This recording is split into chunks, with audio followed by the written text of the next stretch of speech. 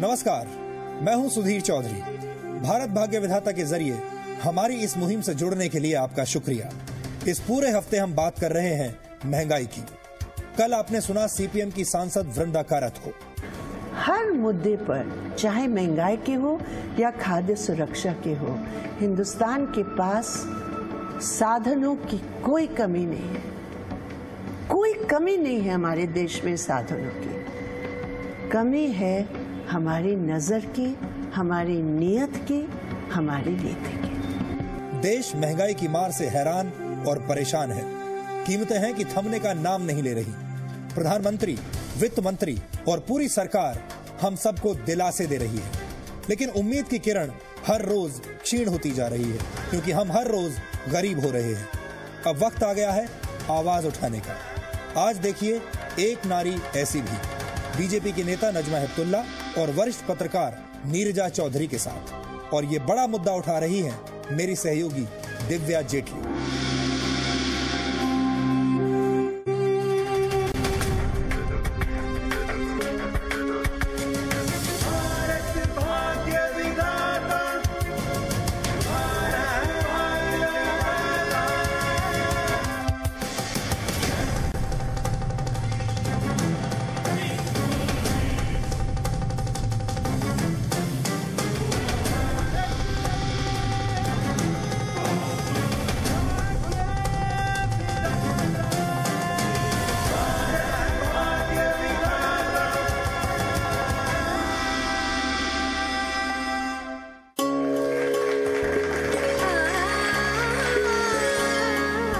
नमस्कार।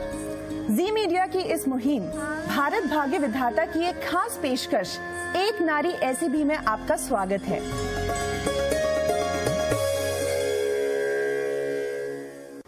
क्या आप जानते हैं हर हिंदुस्तानी की दुखती रग क्या है? जब पेट्रोल लगाता है बजट में आग और स्कूल फीस उड़ाती है होश, दाल सब्जियों की कीमत छीन लेते हैं चैन और बिजली पानी का बिल भर के हम हो जाते हैं बेचैन। ये है सबकी दुखती रग, यानी कि महंगाई या फिर प्राइस राइज। बात घर के बाहर की हो तो पेट्रोल डीजल महंगा है, और घर के अंदर की हो तो किचन का बजट आपकी नींद उड़ाने पे तुला है। किसी ने सही ही कहा है, सखी सैयां तो खूब ही कमात है, महंगाई डाइन खा जात है।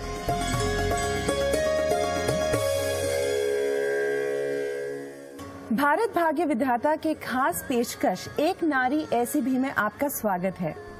आज हमारे साथ हैं डॉक्टर नजमा हेपतुल्ला। नजमा जी, स्वागत है आपका। और सीनियर जर्नलिस्ट नीरजा चौधरी। नीरजा जी, बहुत बहुत स्वागत है आपका। आइए देखते हैं नजमा जी के जिंदगी के सफर पर एक नजर।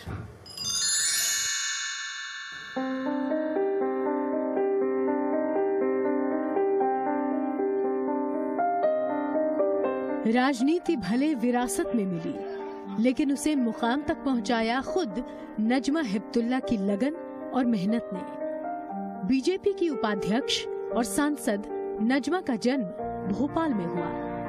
नजमा स्वतंत्रता सेनानी मौलाना अबुल कलाम आजाद के परिवार से ताल्लुक रखती हैं। यूं तो नजमा जी ने यूनिवर्सिटी ऑफ डेनवर से पीएचडी की डिग्री ली, लेकिन राजनीति में दिलचस्पी नजमा हेपतुल्ला को सियासत की गलियों तक खींच लाई। इस सफर की शुरुआत कांग्रेस से हुई और एक लंबा अरसा कांग्रेस में गुजारने के बाद नजमा जी बीजेपी से जुड़ गईं। नजमा हेपतुल्ला करीब 17 साल तक राज्यसभा की उपसभापति रही। नजमा जी सामाजिक मुद्दों पर काफी मुखर रही हैं और उन्होंने अपने सरोकार खिताबों के जरिए भी जाहिर किए हैं। महिला अधिकारों के लिए नजमा हेपतुल्ला हमेशा आवाज बुलंद करती रही हैं।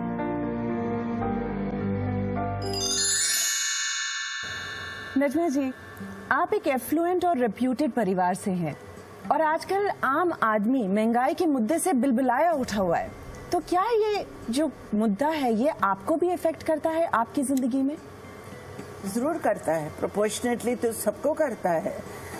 अगर एफ्लुएंट भी होते हैं, मतलब इतने भी एफ्लुएंट नहीं है कि 10-20 लाख रुपए खर्च कर दें महीने में जी, मगर जितना भी जितना खर्चा होता था उससे तो कहीं ज्यादा हो गया है। तो जैसे जिन लोगों की लिमिटेड इनकम होती है या जैसे एल्डरली लोग होते हैं, पेंशन पे रहते हैं, या जिनके तनख्वाहदार हैं, जिनकी एक लिमिटेड इनकम होती है, तो उन महिलाओं को अपना बजट चलाने में कितनी मुश्किल होती होगी, ये मैं खुद महसूस कर सकती हूँ। मैं जहाँ अपने नौकर को कभी 100 रुपए देती थी, अब वहाँ 1000 रुपए देना पड़ते हैं जी। जहाँ 500 लेके जाता था, वहाँ 5000 से भी ज्यादा की मांग करता है, और हर बार बढ़ती जाती, तो एहसास तो होता ही है। ऐसा क्यों हो रहा है आज? मैं यही तो कह रही हूँ कि 1000 के 10,000 मांगता है, कि इसमें आएगा नहीं जी। क्योंकि आप देख रहे हैं कि महंगाई कितनी बढ़ गई है। प्याज तो एक सिंबॉलिक बन गई है। रक्षाबंधन पे लोगों ने प्यार के बजाय प्याज दिया सबको जी।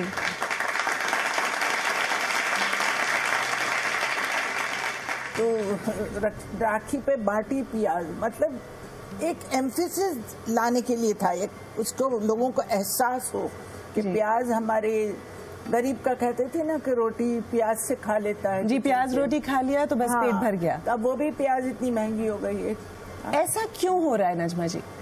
मुझे जो मैं समझती हूँ, क्योंकि मैं सिर्फ निजी सोच नहीं है मेरे साथ, तो हम उन प्रिविलेज लोगों में से हैं जो पार्लियामेंट में बैठते हैं, पॉलिसी हमारे सामने बनती है। मुझे 32 साल हो गए हैं पार्लियामेंट में, शायद मुझे लगता है राज्यसभा में तो मैं सबसे ही सीनियर हूँ जी। तो इन 32 सालों में जो देखा है दिल्ली में रहते रहते कि धीरे धीरे महंगाई बढ़ी है। महंगाई बढ़ती है, क्यों बढ़ती है? ऐसे ही नहीं बढ़ जाती। कभी महंगाई एक किसी कमोडिटी की, किसी भी चीज़ की बढ़ जाती है क्योंकि उसके स्टोर कर लेते हैं, जमाखोरी कर लेते हैं, प्याज बढ़ाने के लिए, उनकी कीमत बढ़ाने के लिए, इसलिए कर लेते हैं, जैसे प्याज के बारे में कह रहे हैं।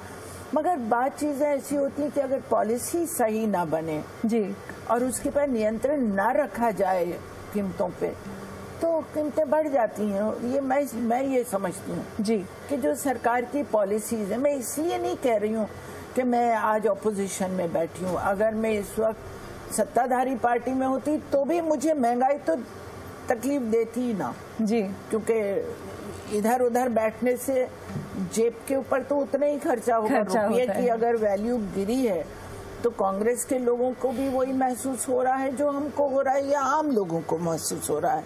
निर्जा जी, आपसे पूछना चाहूंगी, आप संसद को बहुत क्लोजली फॉलो करती हैं, तो क्या विपक्ष अपना रोल निभा रहा है? क्या वो इसका उत्तर देंगे कि आज महंगाई क्यों बढ़ रही है और हम आएंगे रूलिंग पार्टी के तौर पे तो हम इसका समाधान करेंगे? देखिए, विपक्ष महंगाई को लेके विपक्ष ने हल्ला तो किया है जी। जहां विपक्ष रूलिंग कंबाइन को और भी खींच सकता था, जैसे कि राज्यसभा में हुआ जी। प्रधानमंत्री बोले, प्रधानमंत्री गुस्से से बोले, विपक्ष के नेता अरुण जेटली बोले, क्लैरिफिकेशंस हुए प्रधानमंत्री की स्पीच पे, बिल्कुल, और काफी बहुत समय के बाद काफी तीखा ये इशू, एक जवाब दिया उन्होंने, जवाब दिया, दोनों तरफ से हुआ। तो अगर प्रधानमंत्री की उन्होंने कहा कि विपक्ष गैर जिम्मेदार है, इसलिए हमारी इकोनॉमी, क्योंकि पार्लियामेंट नहीं चलने दे रही है, इसलिए हमारी इकोनॉमी, इन्वेस्टर कॉन्फिडेंस नहीं है हमारी इकोनॉमी में। प्रधानमंत्री का ये कहना कि विपक्ष ने पार्लियामेंट नहीं चलने दिया, वो पॉइंट मैं कह रही हूँ। अगर विपक्ष भाजपा कांग्रेस पार्टी को, यूपीए को ऑन द मैट रखते, हर बार रखते, ये नहीं कि भाई पार्लियामेंट ही नहीं चलेगा, उसकी बजाय खींच के रखते, और भी आप क्या करने जा रहे हैं, कैसे करने जा रहे हैं, उस चीज पे ज्यादा जोर देते, बनिस्पत ये कि चलेगा ही नहीं हाउस, उसको मैं मानती हूँ। पर नीरजा जी, आपने प्रधानमंत्री की बात की, तो मैं नजमा जी से पूछना चाहूंगी कि आज हमारे प्रधानमंत्री एक जमाने में बहुत एफिशिएंट फाइनेंस मिनिस्टर रहे हुए हैं, पर फिर ऐसा क्यों है कि एज प्राइम मिनिस्टर हमारी अर्थव्यवस्था वीक है? ये भी सोचना चाहिए कि प्रधानमंत्री के पीछे कौन था। जब हम एक चीज बहुत भूल जाते हैं कि एक देश का मुखिया होता है जो प्रधानमंत्री होता है, और वही डायरेक्शन देता है देश को। और उस वक्त जो प्रधानमंत्री थे वो नरसिम्हा राव जी थे, बिल्कुल। और नरसिम्हा राव जी ने जो अपने फाइनेंस मिनिस्टर को या तो फ्री हैंड दिया या उनको गाइडेंस की। मगर मैं उस वक्त डिप्टी चेयरमैन थी, और जो कुछ भी डिस्कशन हाउस में होता था वो मुझे मालूम है कि नरसिम्हा राव की पॉलिसीज एकदम क्लियर थी। उन्हें जो करना था वो मजबूती से करते थे। उन्होंने अपने फाइनेंस मिनिस्ट्री यानी मनमोहन सिंह को, जो पॉलिटिशियन नहीं है, जो ब्यूरोक्रेसी से आए, उनको एकदम फ्री हैंड दिया कि आप जो चाहो करो, मगर ये काम को, ये देश को आगे चलाना है, इसमें हमें अगर जो भी रिफॉर्म्स लाने हैं आप करो, हम आपके साथ। तो आज जब वो पावर प्रधानमंत्री के साथ है, तभी सवाल ये है कि या तो ये प्रधानमंत्री को लीडरशिप की कमजोरी खुद लग रही है, या वो खुद बहुत बड़े लीडर हैं, उनमें ये एबिलिटी है, मगर कोई उनको मौका नहीं मिल रहा है, लगाम खींच रहा है, उनको चलने नहीं दे रहा है।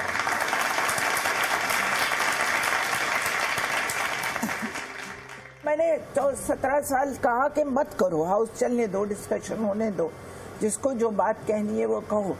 हाउस में जो भी सरकार थी, चाहे नरसिम्हा राव की हो कि राजीव गांधी की हो या इनकी अटल बिहारी वाजपेयी की हो, चंद्रशेखर की, जवाब देते थे। हाउस में, पार्लियामेंट में जो भी होते थे, जो भी मंत्री होते थे, वो जवाब देते थे। तो जवाब जो भी होगा तो ही डिस्कशन होगा। बिल्कुल। यहाँ तो डिस्कशन का, हमारे सवालों का कोई जवाब ही नहीं दे तो आदमी मजबूर होके क्या करे। बच्चे को जब माँ दूध नहीं पिलाती तो शोर मचाता है ना, क्या करेगा, एक आवाज ही दे सकते हैं, और तो कुछ हमारे पास जरिया है नहीं। बाइकआउट कर सकते हैं। मगर ऐसा क्यों है? वो पिन पॉइंटेड आंसर क्या है कि आज क्यों नहीं जवाब है? यही तो मेरे समझ में नहीं आता। निर्जा जी, आपने देखा होगा कांग्रेस वाले ताली बजा रहे थे प्रधानमंत्री के बोलने पे।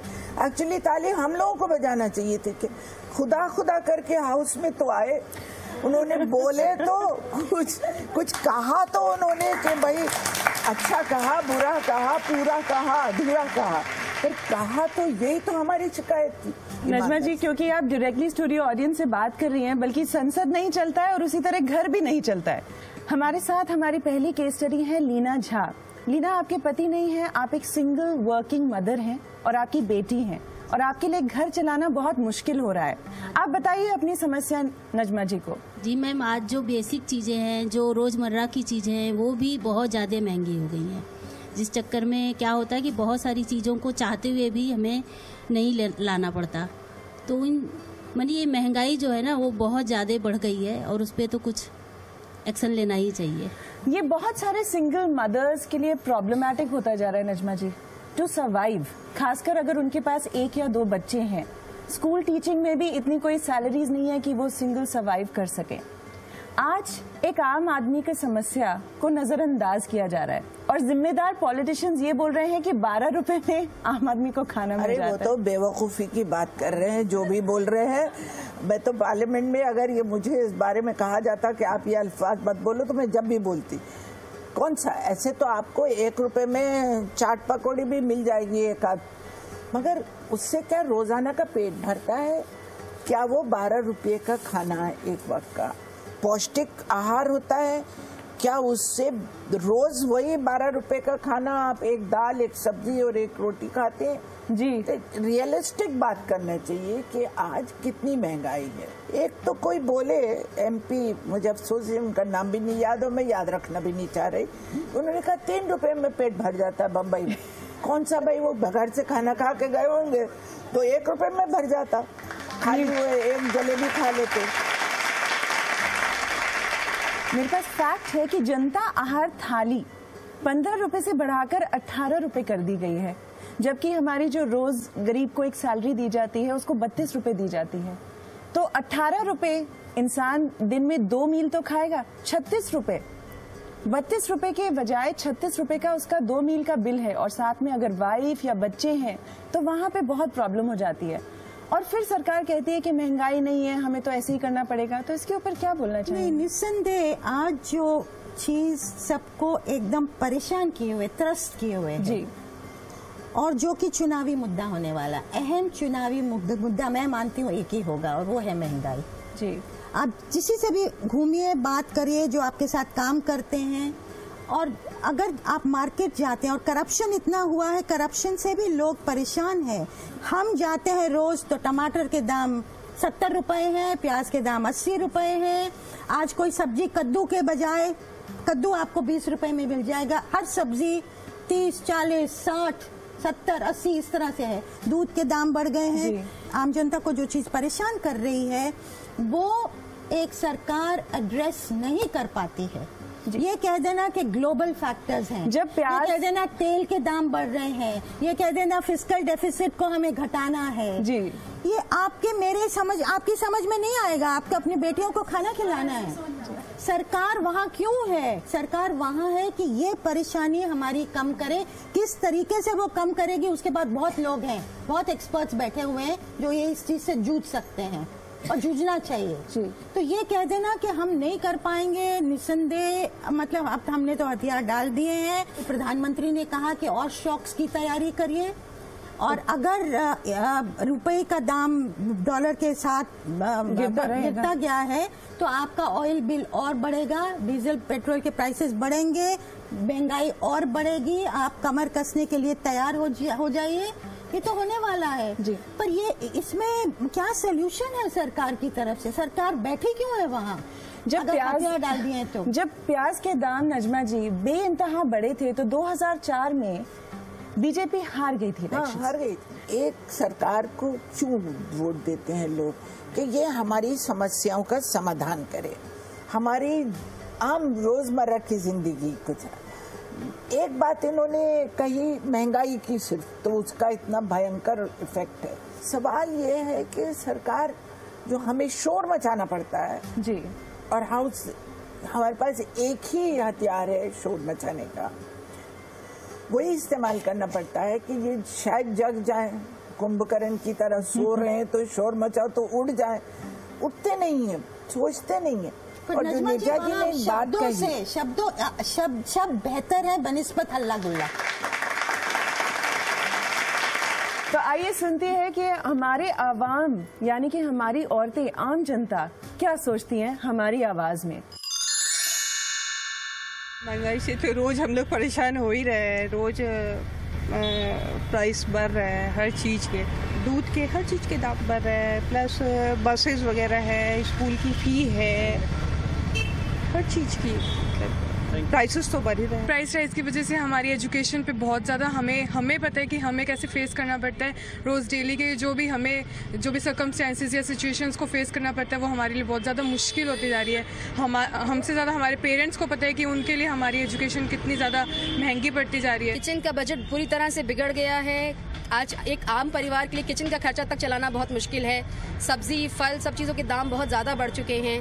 जो आलू 4 रुपए किलो आता था आज वो 30 रुपए 40 रुपए किलो बिक रहा है। नीरजा जी, आपके पास आना चाहूंगी इस सवाल के साथ कि फूड बिल में उसको पास जो किया गया है 80,000 करोड़ से भी ज्यादा का खर्चा बताया गया है।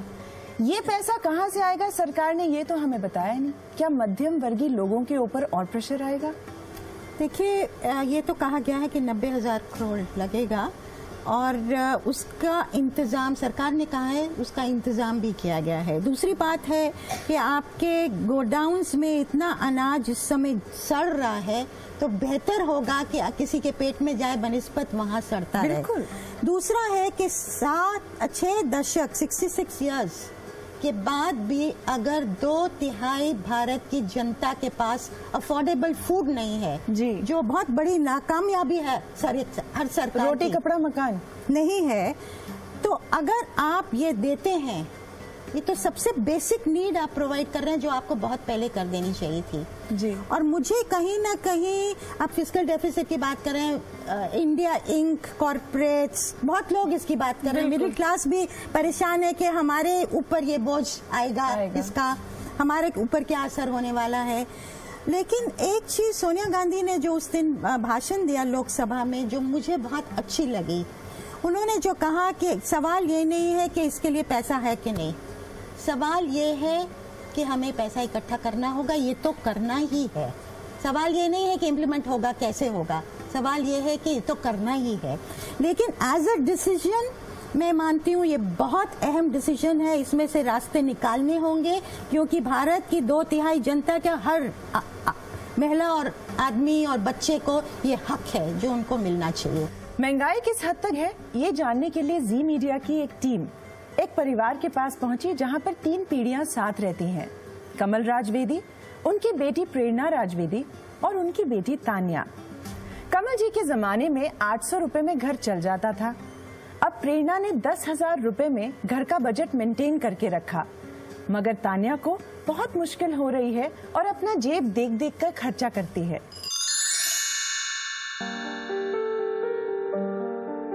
ये है 82 साल की कमल राजवेदी, उनकी बेटी प्रेरणा राजवेदी और प्रेरणा की बेटी तान्या राजवेदी। प्राइस राइज यानी महंगाई से आम आदमी किस कदर जूझ रहा है, इसका जायजा हमने लिया एक ही परिवार की इन 3 पीढ़ियों से। महंगाई के इस दौर में इनकी समस्याएं वही हैं जो किसी भी आम आदमी की होती हैं। सबसे पहले मिलते हैं कमल राजवेदी से और जानते हैं कि उनके जमाने में घर का बजट होश उड़ाता था या नहीं। उससे हमारा बजट, हमारे हस्बैंड का हमारा मिला के 800 का था और उसमें मैं अपना पूरा घर संभालती थी। मेरे 5 बच्चे थे, सब पढ़ते थे और घर का किराया भी मैं देती थी। उस समय देखिए दूध तो 50 पैसे किलो था और सब्जी 20 रुपए में, 22 रुपए में हफ्ते भर की आ जाती थी। 1972 में सिर्फ 800 रुपए में कमल राजवेदी 7 लोगों का परिवार चलाती थी।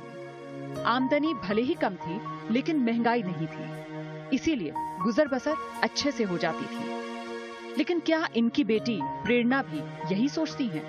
बजट तो बहुत ही ज्यादा बदल गया है, चेंज आ गया है, बहुत दुगने से ज्यादा हो गया है। पहले जैसे हम 4,000 में अपना खर्च चला लेते थे। सब्जी की ही बात ले लीजिए कि पिछले साल तक जिस तरह से हम ले आते थे 100 रुपए में भी काफ़ी सब्जियां आ जाती थी, अब 2-2.5 किलो सब्जी आना भी मुश्किल हो जाती है। पहले हम बच्चों की डिमांड पे बाहर निकलते थे, फिल्म जाते थे, वीकेंड्स पे खाना खाने बाहर जाते थे, लेकिन अब डिमांड तो रहती है पर उसे पूरा करना बहुत मुश्किल हो गया है।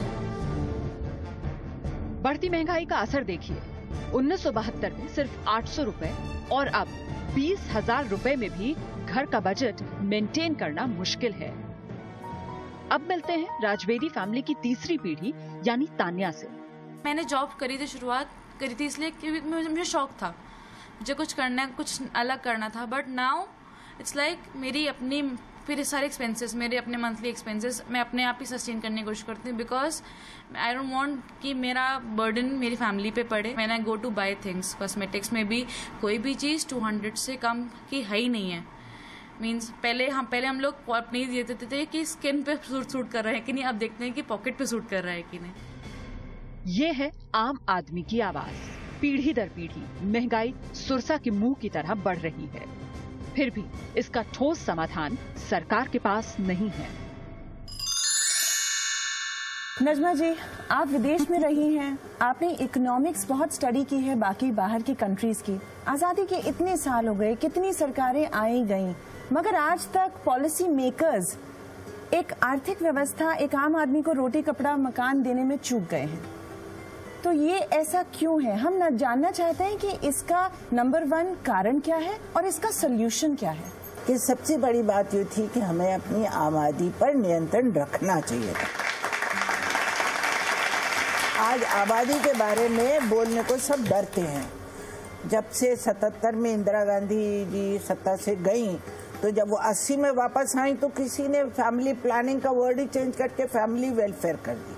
सवाल वर्ड का नहीं है कि आप क्या वर्ड इस्तेमाल करें, मगर हमारी आबादी पे नियंत्रण रखना जरूरी था। तो आप ये बोल रहे हैं कि पॉपुलेशन बढ़ी तो डिमांड सप्लाई बढ़ गया। हाँ, डिमांड सप्लाई बढ़ गई। जब डिमांड सप्लाई बढ़ती है तो उस सप्लाई के इंफ्रास्ट्रक्चर को बढ़ाना चाहिए था जी। कि कैसे हम अपनी पैदावार बढ़ाएं, कैसे नौकरियों के लिए। तो क्या इन द पास्ट बीजेपी ने ऐसा किया? बीजेपी के जमाने में तो प्रेसिडेंट के भाषण में बोला था उन्होंने, जब मैं कांग्रेस में नहीं थी जी, माइंड इट जी, कि मैं कांग्रेस में नहीं थी, इसलिए मैं ईमानदारी से बोल रही हूँ कि उस दफा जो भी प्रेसिडेंट थे उन्होंने जो भाषण किया था दोनों हाउस को, तो फैमिली प्लानिंग के बारे में बात की थी, मगर कुछ ध्यान उस पे जो एम्फेसिस होना चाहिए था जी, वो किसी सरकार ने नहीं दिया। पर पहली बात ये जो बोल रही हैं ठीक है, अफसोस की बात है कि हमारे मुल्क में आज भी लोग भूखे सोते हैं, आज भी आधे पेट सोते हैं, आज भी उनके सर पे छत नहीं होती, पाँव में बच्चे के जूता नहीं होता।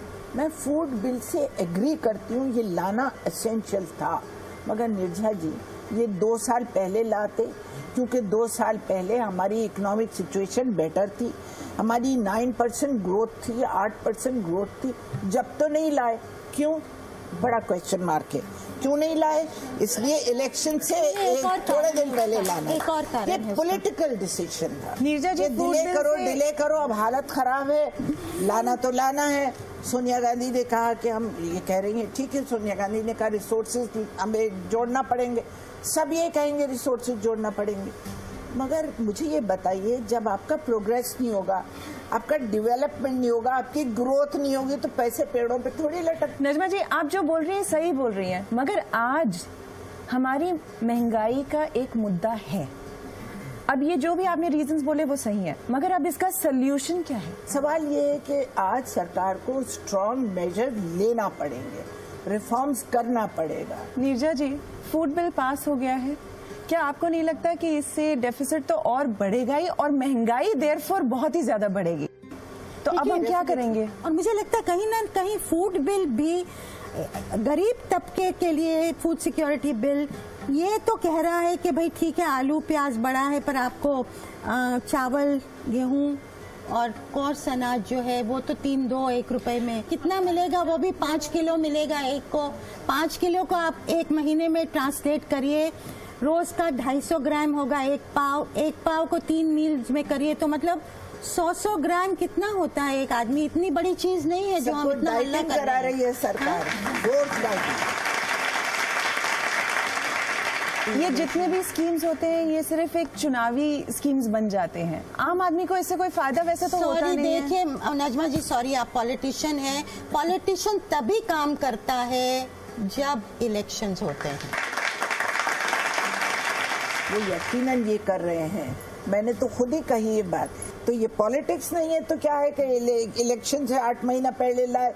हमारा जो मैं तो हाउस में देखती हूँ जिन बिल की कोई जरूरत नहीं है, वो बिल इतने हंगामे में गुस्से में पास करा दिए। अब बताओ, महिलाएं बैठी हैं, महिलाओं का बिल हमने राज्यसभा से पास करके भेज दिया। चुनाव आ रहे हैं, क्या महिला बिल की रिस्पॉन्सिबिलिटी नहीं थी सरकार की पास करने की? वो तो पास किया नहीं। कभी दूध के दाम बढ़ जाते हैं तो कभी पेट्रोल डीजल के, पढ़ाई महंगी और हॉस्पिटल का खर्चा भी। तो आम आदमी को उसका हक कब और कैसे मिलेगा, आप खुद देखिए। गरीब लोग हैं जो भीख मांग रहे हैं, उनके लिए कुछ करें, और वो नहीं कर रही है सरकार, वो हमें हमारा हक नहीं दे रही है। महंगाई इतनी ज्यादा बढ़ रही है, पूरा बजट डिस्टर्ब हुआ है। हर चीज के नेताओं की बात तो अलग है, जो नेताओं कहते हैं वो सब चीज गलत होती है। कोई किसी का पेट नहीं भर सकता 5-10 रुपए में, सब चीज गलत है। और महंगाई में एक अमीर इंसान अपना गुजारा नहीं कर सकता, गरीब तो कहाँ से करेगा? जीने दो सबको, एटलीस्ट 2 टाइम का खाना तो अच्छी तरह से मिलना चाहिए, इतना महंगाई कम करो। नीरजा जी, महंगाई की बात कर रहे हैं, आपके बजट पे कितना फर्क पड़ गया है? बजट पे फर्क पड़ा है, ये फर्क पड़ा है। हाँ, देखिए हम जैसे जो मिडिल क्लास है फिर भी एक कुशन होता है, इस तरह नहीं है कि कहाँ से आएगा ये, लेकिन एक हाथ खींचने का वो हो गया है। सोच के खर्चा करना पड़ता है। सोच के मतलब 40 रुपए की सब्जी लेंगे, आप 50 वाली नहीं लेंगे, 60 वाली नहीं लेंगे, 70 वाली नहीं लेंगे, गोभी तो 90 रुपए है।